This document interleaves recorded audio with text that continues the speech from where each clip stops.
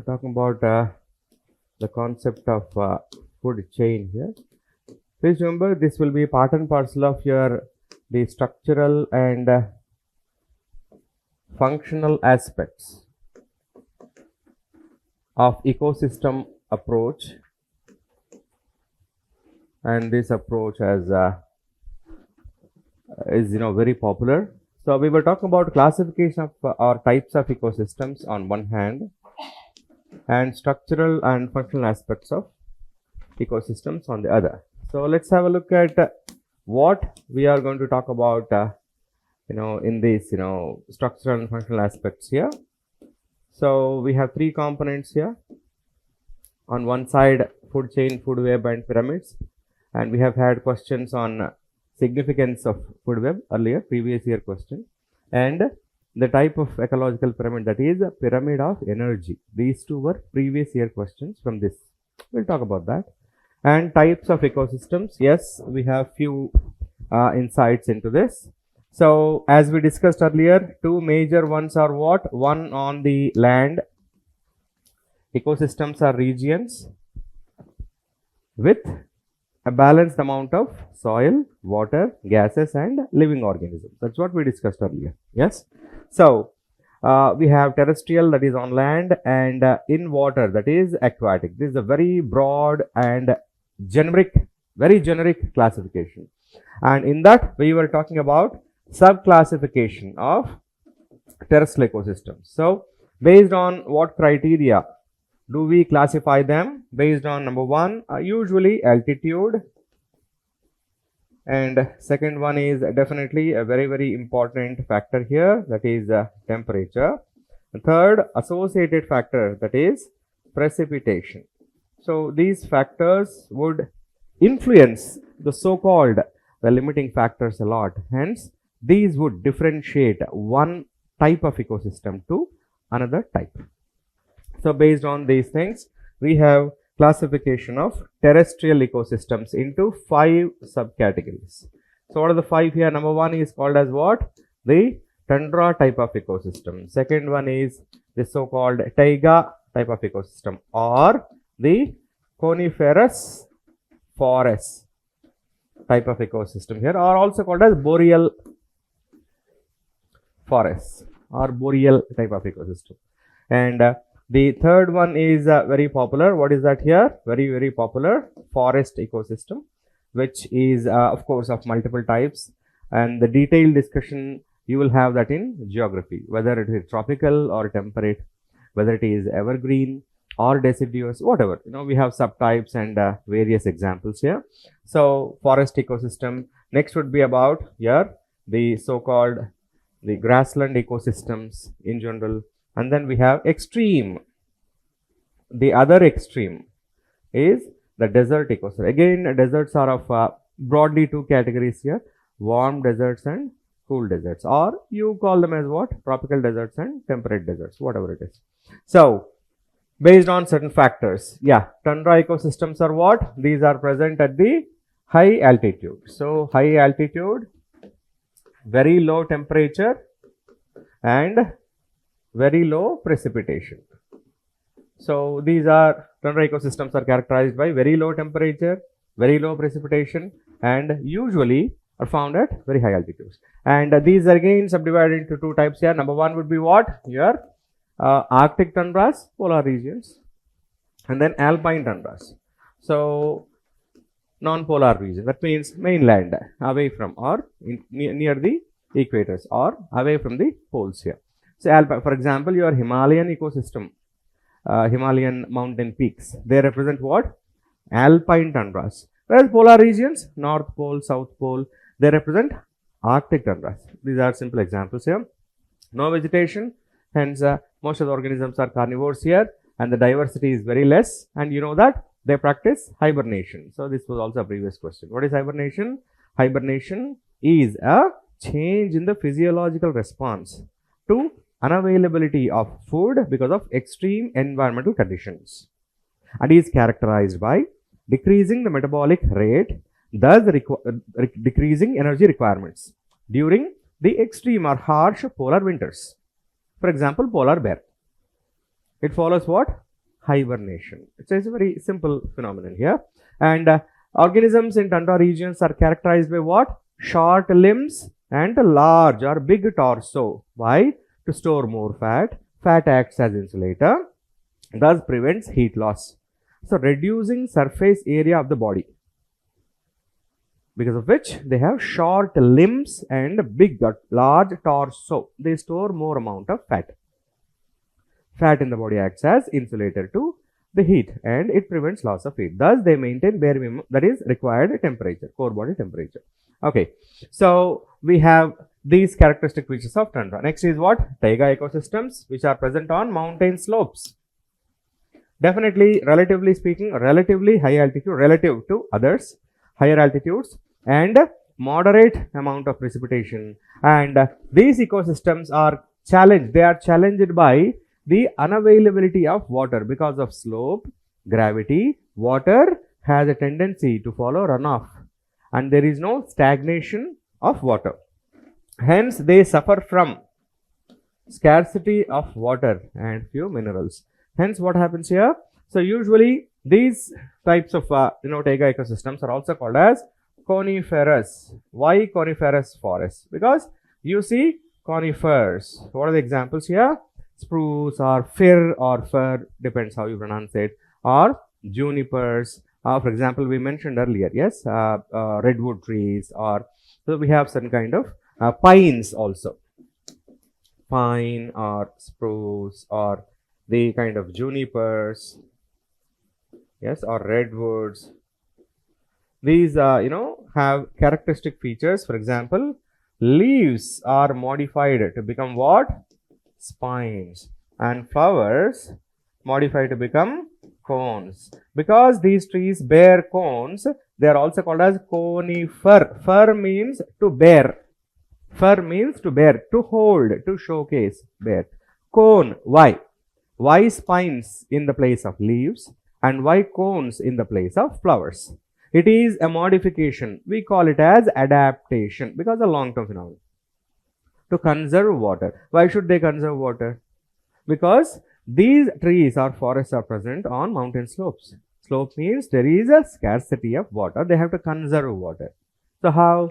So they have to prevent the surface area of the leaves, thus prevent transpiration and number of stomata.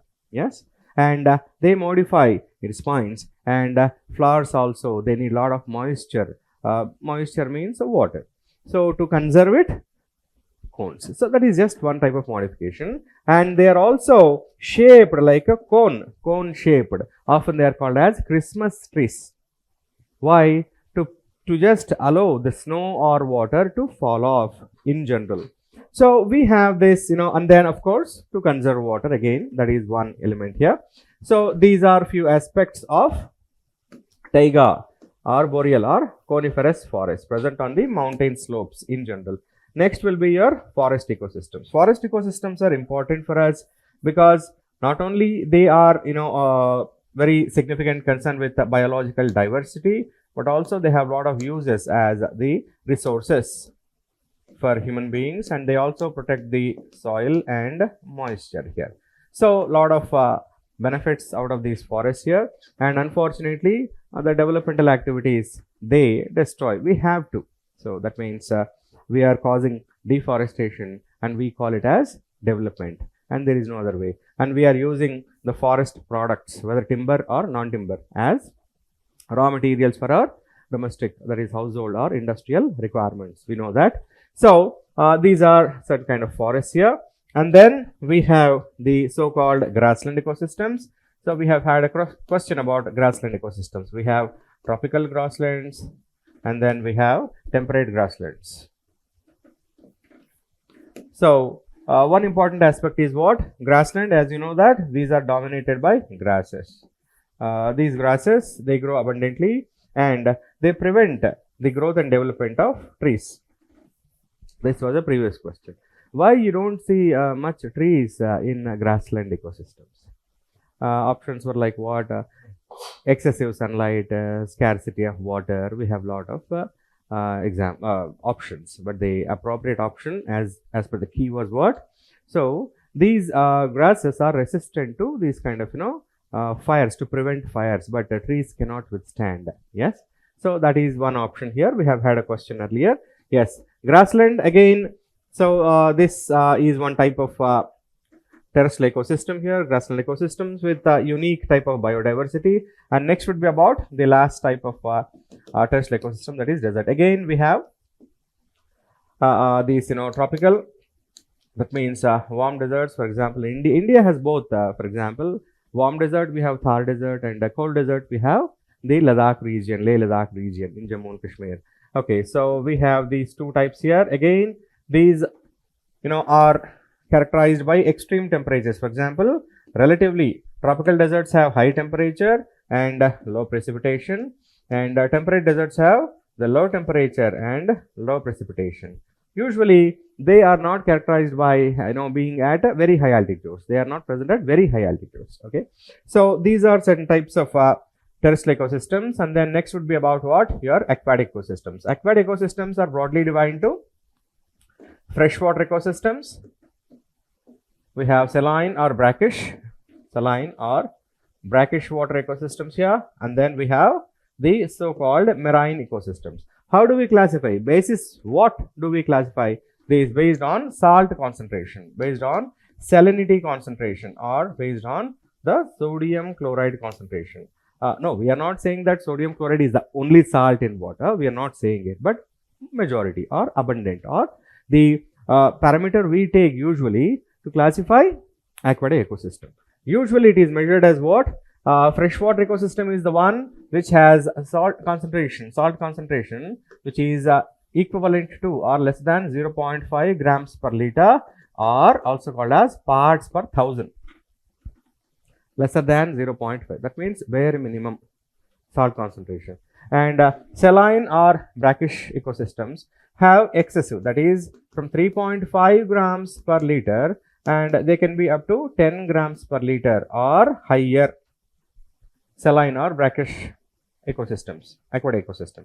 And marine ecosystems have these salt concentrations up to 34 parts per thousand or grams per liter. And rarely we have, because life cannot survive in such ecosystems, brines. What is the brine here? Brine is what? Around 45 parts per thousand or grams per liter. This very high concentration. Why life is not possible in aquatic ecosystems with high salt concentrations? You know that osmosis process we discussed earlier. If you remember, what happens during osmosis here? Water moves from low solute to high solute. That means if you try to put any living organism in the brine, what happens? That becomes dry from inside. Even if you keep a human being here, that human being becomes dehydrated and dies very soon because of osmosis. So that is why life is not possible. If there is no life, that cannot act as an ecosystem. Hence, we don't consider brine. What are the natural brines here? Natural brines are what? You know that why brine ecosystems form here, or brine aquatic, or water bodies form? Excessive evaporation, resulting in concentration of salts in general. Number one. Number two, less drainage and stagnation and larger surface area exposing the water to sunlight. That means in tropical regions here. Yes.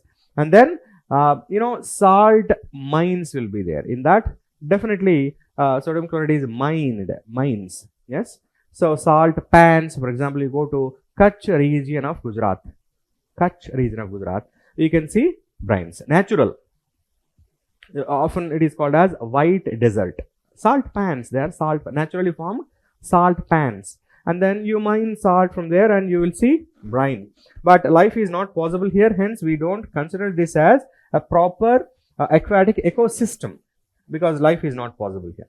So that's how we have this. And within freshwater we have moving freshwater and stagnant freshwater, because moving freshwater will have a different type of flora or faunal composition, and stagnant freshwater will have a different floral and faunal composition. Flora means plants, fauna means animals. Pretty simple. Yes. So that's the difference we have here, and then we will talk about them one by one.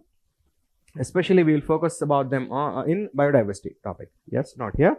So getting back, we discussed about types here, and then we'll be talking about the structural and functional aspects of ecosystems here. So that is what we'll be talking about here. So structural and functional aspects. So what are the topics we need to cover here, because this is the most important or significant one here. One, fundamentals would be in the form of what? The concept of food chains, the concept of food web or food webs, or concept of ecological pyramids proposed by Charles Elton. You know that, hence they are also called as Eltonian pyramids. That was the previous question. Yes. So we have three things here. Next we'll be talking about something called as the biotic interactions. Significant because we do get questions from this. Biotic interactions, like positive biotic interactions, for example, mutualism or commensalism. Negative biotic interactions like amensalism, predation, parasitism, competition, and neutralism. We have some. We will talk about with examples. Examples are the important things here. Through examples, you explain. Next is what? Biogeochemical cycles, relatively important here. So because they talk about nutrients and movement of nutrients here, yes, in a cyclical fashion. And we talk about the gaseous nutrient cycles and sediment. So when we talk about gaseous here, we have water cycle, oxygen cycle here, and very important ones are carbon cycle and the nitrogen cycle. On and off you get questions on these both, yes, carbon and nitrogen cycle. Sediment cycle will be what here? Phosphorus cycle and the so-called the sulfur cycle. So what is important here is the reservoir, how it moves into living organisms, that is food chains, and how it is deposited back, and what is the biological significance, why we call them as nutrients. These two are important points you have to observe in these two cycles. Yes, and one is very important, that is the role of microorganisms in nitrogen cycle, because it is largely naturally microorganism mediated, largely, if not completely, because lightning also does, and the fertilizer manufacturing process uses electrical energy also does, but 80 to 85% of nitrogen cycle is mediated by soil microorganisms. Hence that becomes important. Which microbe does what, or what are the different steps, and why it is called as nitrogen fixation. Because ammonification, nitrification, denitrification are the steps on which we have had not only preliminary questions but mains questions also. Just be aware of it. Once we are done with this, we'll have a concluding topic of chapter 1, that is ecological succession. Ecological succession. So these are the topics which are present in the first chapter. So that's what are significant, and many questions are asked from this. Okay, let's get back to this. What do you mean by food chains and food webs here? In general, as we discussed earlier, we discussed about food chain already. What is that here? So it is a linear graphical representation of relationship between plants and animals, largely among animals, with the nutrition or energy as the link, and is characterized by eating and being eaten as one type of relationship here. So food chains are diagrammatic or graphical representation. We don't have chains, please understand this. These are like imaginary, yes, only for education and research purposes, to understand them better, that's all. There is no other purpose here. Linear interrelationship or interaction among all living organisms or biotic communities within an ecosystem here, characterized by eating and being eaten. And food chains usually are of two types, as we mentioned earlier. Number one is what? Grazing food chain. Another one is, we discussed about them already. It is not something brand new to you. And somebody said this is a revision class. Yes or no? So you should not be surprised about whatever is being discussed here. It's a kind of, you're doing it again multiple times. Nothing should be shocking or surprising to you. Yes. So grazing food chain starts with what? The plants or grasses being consumed by herbivores first. Herbivores are consumed by your carnivores, and carnivores are further consumed by apex predator, and this linear representation and directional movement of energy across various trophic levels. That is what we mentioned earlier. Trophic level, you know, because we mentioned about them earlier. Energy or nutrition. So, from producers to consumers, energy moves, not the other way. From consumers, energy doesn't move to produce. So, that means plants are self-sufficient. They can produce their own food. It is the animal or animals which need other organisms for their survival. Okay. So, energy moves, and this link is, which is nothing but here, energy or the nutrition or food in general.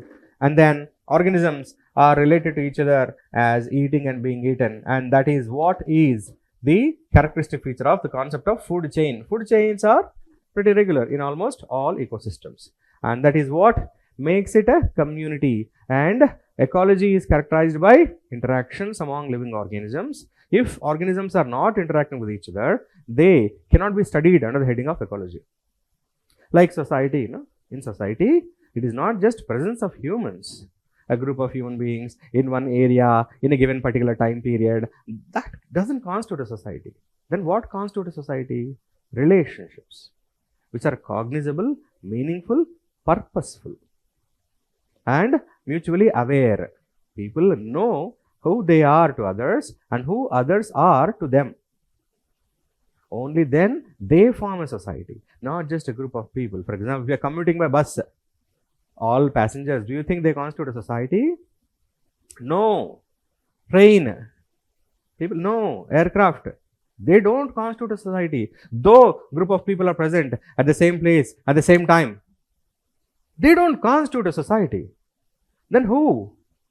On what basis? You know that. Similarly, ecology or ecosystems. Ecosystems are communities. And what is important is not mere presence of living organisms belong to various species in a given region at a given point in time. Rather, their interactions, their interdependency, their relationships, how they influence each other.